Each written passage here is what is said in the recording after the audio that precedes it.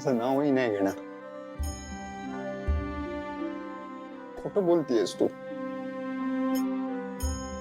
स्वतःला त्रास करून घेईल, खाणार नाही, पिणार नाही, किती दिवस तेही माहित नाही. अशी चालली.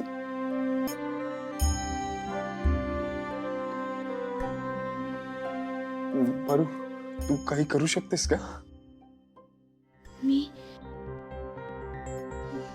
बोला ना आदित्य सर, काय करू मी? तू आईला जेवू घाल ना.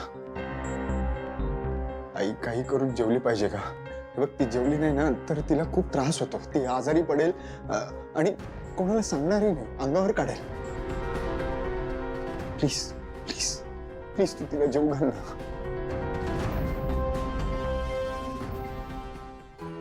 आदित्य सर, तुम्ही नका काळजी करू. देवी आई जेवतील, मी त्यांना जेवू घालेन. पण त्याआधी तुम्ही मला एक वचन द्या. देवी आई जेवल्यानंतर तुम्ही सुद्धा जेवणार, त्या वचन? हो. आई जेवल्यावर मी जेवेन, प्रॉमिस. करते काय ते. पारू, हे घेऊन जा. आई जेवली ना की मग घेऊन या, ठीक आहे?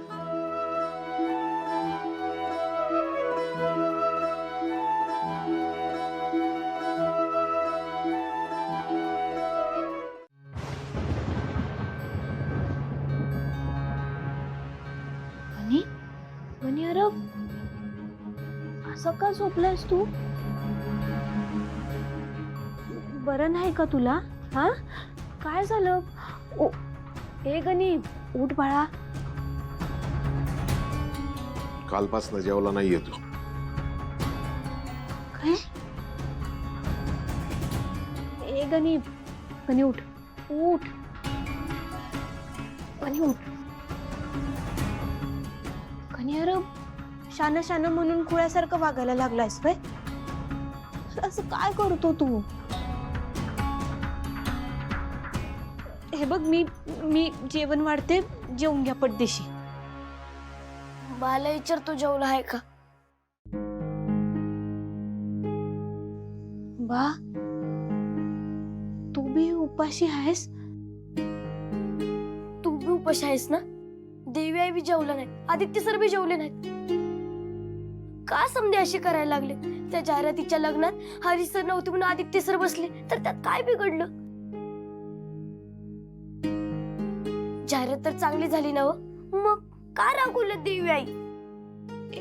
हे बघ बाळा, तू लहान आहेस, तुला काय बी नाही कळायचं. ठीक आहे, मी लहान आहे ना, पण मला माहित आहे देवी आई जेवल्याशिवाय तू जेवणार नाहीस आणि तू जेवल्याशिवाय मी जेवणार नाही. आधी तू देवी आईला जीव घाल, मगच समजे जेवतील. गणी, असं काय करतो तू?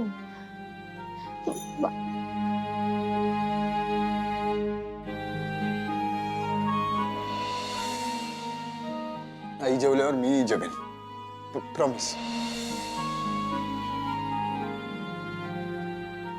बा, तू सावित्री आत्यानं समद्यांना बोलवतोस का?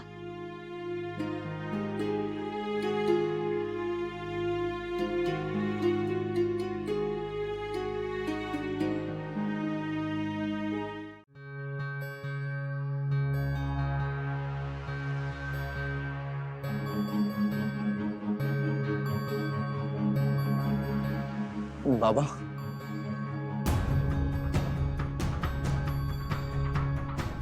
बाबा, आई आहे देवघरात आहे. आई, 2 दिवस झाले का तुला पाहून? तू तर माझा चेहरा पण बघायचा टाळतेस, पण मी नाही राहू शकत तुला बघितल्याशिवाय.